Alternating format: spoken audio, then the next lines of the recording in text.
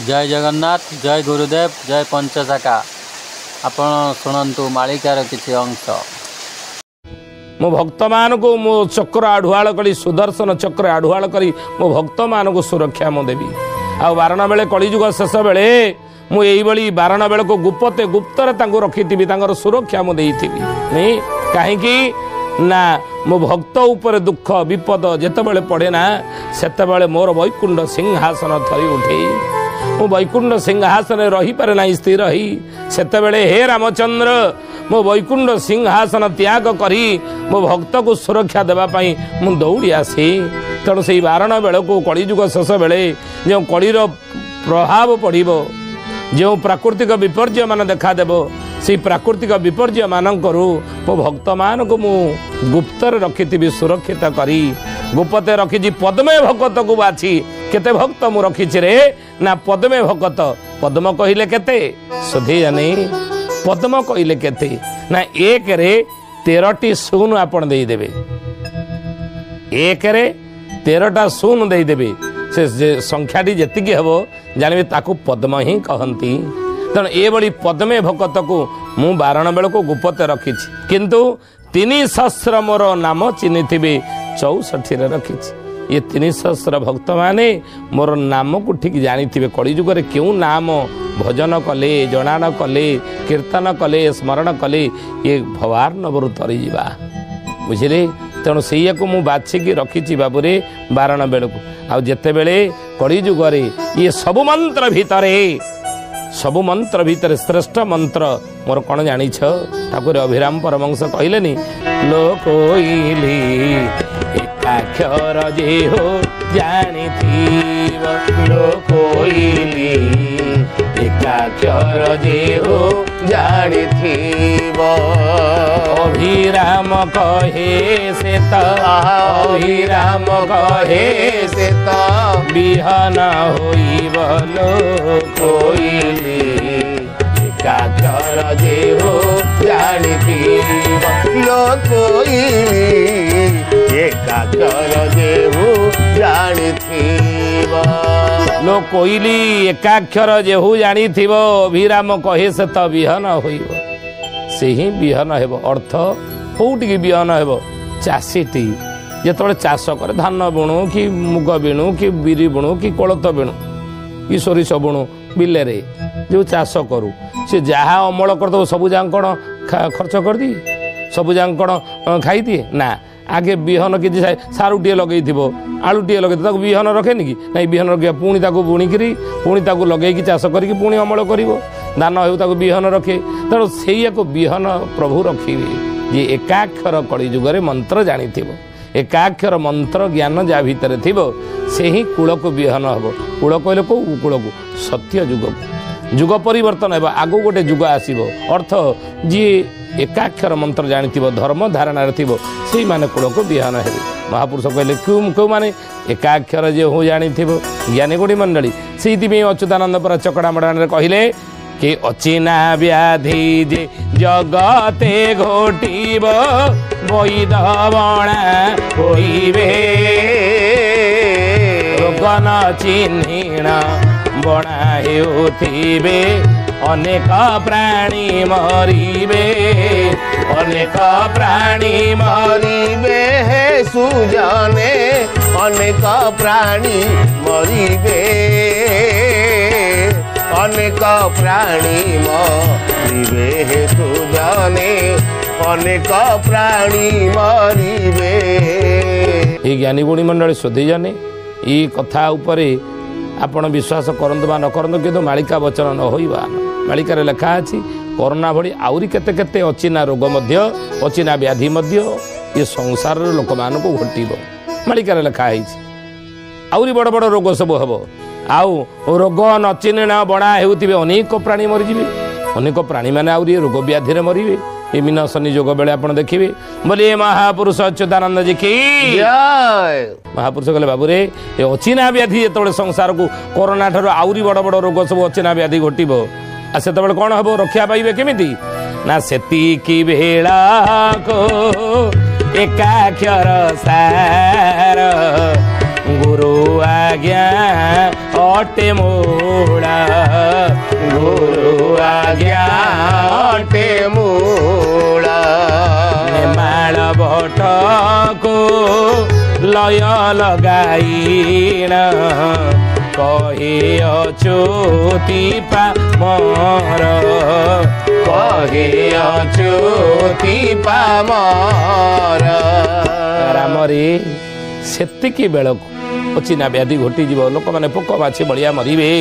ଆଉ ସେହି ସମୟରେ ଦୁର୍ଭିକ୍ଷ ନଙ୍କ ଦୁର୍ଭିକ୍ଷ ଭଳି ପରିସ୍ଥିତି ଯେତେବେଳେ ସୃଷ୍ଟି ହେବ, ଲୋକମାନେ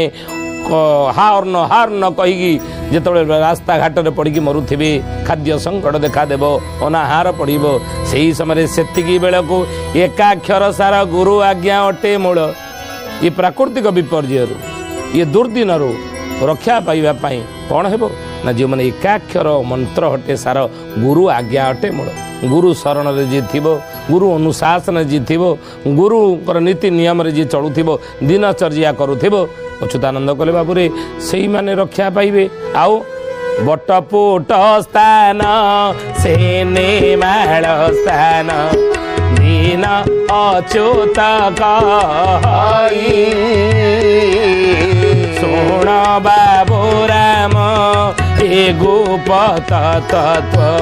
ମୂର୍ଖକୁ କହିବୁ ନାହିଁ, ଆଉ ମୂର୍ଖକୁ କହିବୁ ନାହିଁ ରାମଚନ୍ଦ୍ର, ମୂର୍ଖକୁ କହିବୁ ନାହିଁ, ଆଉ ମୂର୍ଖକୁ କହିବୁ ନାହିଁ ରାମଚନ୍ଦ୍ର, ମୂର୍ଖକୁ କହିବୁ ନାହିଁ। ମହାପୁରୁଷ କହିଲେ ବଟପୁଟ ସ୍ଥାନ ସେ ନେମାଳ ସ୍ଥାନ ଦିନ ଅଚ୍ୟୁତ କହି। କଳିଯୁଗରେ ଏକଥା ମୂର୍ଖଙ୍କୁ କହିବୁ ନାହିଁ। ଅନେକ ମୂର୍ଖ, ଅନେକ ଅଜ୍ଞାନୀ, ଅନେକ ଲୋକମାନେ କହୁଥିବେ କଳିଯୁଗ ଲୋକ ବଡ଼ ଆଣ୍ଟୁଆ ବୋଲିବେ, ଏସବୁ ଗଞ୍ଜେଇ ଖିଆ। ଏ ବାଜ ଗୁଡ଼ିକ ଗଞ୍ଜେଇ ଖାଇକି ମଠ ବାଟରେ ରହିକି ଏଗୁଡ଼ା ସବୁ ଲେଖିଛନ୍ତି ନା କ'ଣ? ଆଜି ଅନେକ ଲୋକ କହୁନାହାନ୍ତି, ଅନେକ ଲୋକ ଏକଥା କହୁଛନ୍ତି। ପଞ୍ଚସଖାମାନେ ଯେଉଁ ଭବିଷ୍ୟତବାଣୀ କରିଛନ୍ତି ମାଳିକା, ଆଉ ସେଥିରେ ସେଥିସହିତ ମୁଁ ଏକମତ ନୁହଁ। ଆପଣମାନେ ଜାଣିଥିବେ ବାଗେଶ୍ୱର ଧାମରୁ ଆସିଥିଲେ ପଣ୍ଡିତ ବା ସେଇଭଳି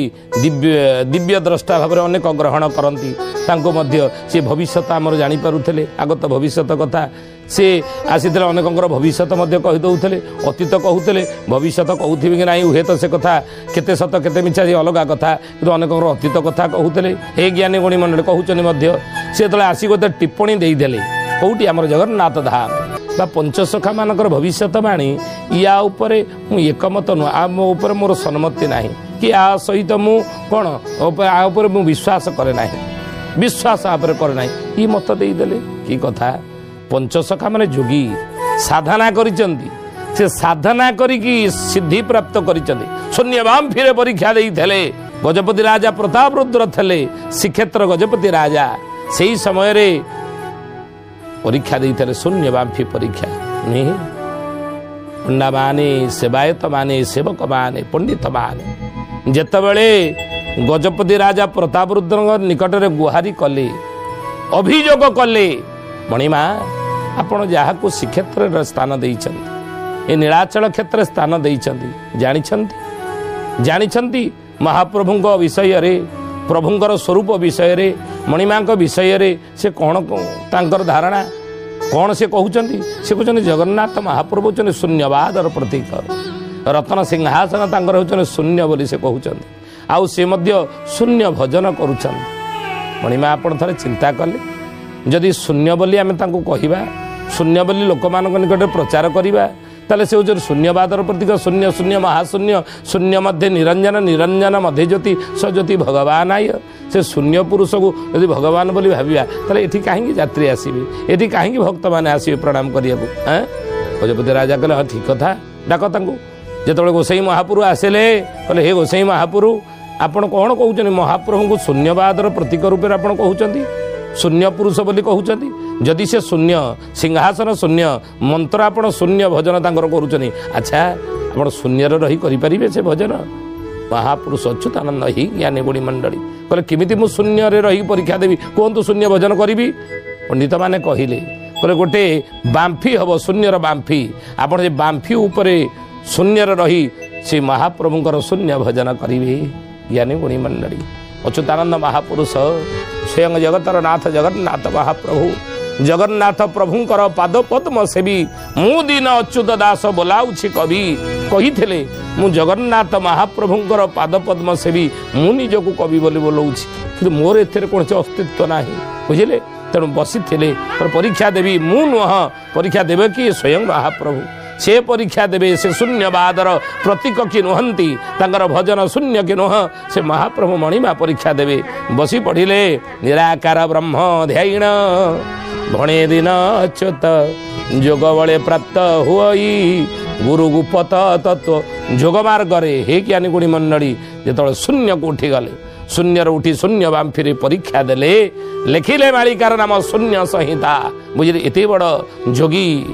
साधना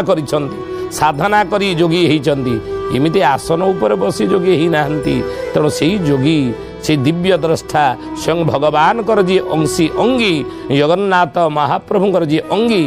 तांकु जने साधारण किए कहीदेला नाई से तांकर मालिका पर मोर विश्वास नहीं ये कि कथा तांको स्तर को आसिया पड़ो महापुरुषों स्तर को आसतु तापर कौन टिप्पणी देवे महापुरुषों विषय से स्तर को न आसी ये सस्ता टिप्पणी दबा ये डका डाकी आम पचार उचित आम समस्ते जो मानक आम पंचसखा मान विचार को मानुचे भविष्य को मानुचे पंचसखा मान को मानुचे विश्वास करुचे साधना तांकर सिद्धि तांकर तपस्या ई उपरे जदि आमर कौन अविश्वास ना तार आम निश्चित पचार दरकार डकई पचार दरकार आप जो टिप्पणी देले केते दूर सत्यासत्य रही आपण बर्तमान कौ स्तर रही हे तो से स्तर को आप जा आउरी आपन को केतटा जन्म लगे महापुरुष बा पंचसखा मान स्तर को आसवा आपण को आउ केतटा जन्म लगी पारे केतटा जन्म हे तो ये केतटा जन्म बीती जाई पारे किंतु आपण ए सस्ता मत दियंतु नाही पंचसखा मालिका पर मोर विश्वास नाही सस्ता ये मत बोलिए महापुरुष अच्युतानंद जी की समाजर सबु वर्गों पे लिखिचंदी किंतु तांको कहीदेले जने साधारण साधारण ई कथा सस्ता कथा जे तांकर मालिका महापुरुषंकर परिचय मालिका ना पंचसखा माने सत्य सनातन धर्मर एमाने प्रचारक समाज संस्कारक या आपण बुझंतु आ सस्ता कोडी किमिया देखै नाहंती किमिया देखै दबा हमके करबा समके करबा हिरे लक्ष लक्ष टंका अनेकों पाद तले उजाड़ी ही पड़ुछि केते विलासमय जीवन यापन करुछन जो माने ये सस्ता कथा महापुरुषों ऊपर कहिचंदी से माने केते विलासमय जीवन बीतौछनी पंचसखा माने देखंतु नेमाळ बट जातु छोटिया गोटे बट वृक्ष से बट वृक्ष तले राजा झील को बाहा लोक आपण मैंने जानी जगतसिंहपुर नाइलो नंदीग्राम अढ़ंगगढ़ सामंत रघुराम सामंत राजा झील चंपावती की बाहा अच्युतानंद महापुरुष कौन कर कोठा बाड़ी धन संपत्ति कौन रखिपार न ना कहले मोर संपत्ति हूँ कौन ना मो ग्रंथ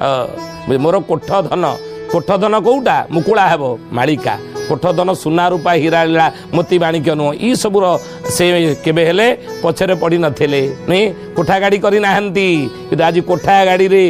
रे बुलुथिबा कोठारे रहुथिबा विलासमय जीवन बीतौथिबा लोक तांको विषय कहबो मालिका पर मोर विश्वास नहीं हैं ये सस्ता कथा ज्ञानी गुणी मंडल देखंतु से स्तर को आसतु तेणु से ही महापुरुष कहले अच्युतानंद महापुरुष बट पुट स्थान से नेमाल स्थान दिन अच्युत कही शुण बाबू राम ए गुप्त तत्व मूर्ख को कहबो नाही ये मूर्खर कथा मूर्ख भली कथबार्ता जी मैंने करेंगे तांको आगे मु एकाक्षर तत्व कहबो नाही एकाक्षर मंत्र जी जानी से ही कूल को विहान हम महापुरुष कहते से परीक्षा जोबरा घाटे देव सुधैयानी तार से एकाक्षर टी कौन आपण मान मन भितर जानापी आसुथिब जिज्ञासा एकाक्षर टी कौन महापुरुष कहले अनंत शिशु जे कहती बाणी दास बल राम लेख हे पुणी दास बल राम लेख हे पुणी दास बल राम लेख हे पुणी एकाक्षर मंत्र आगे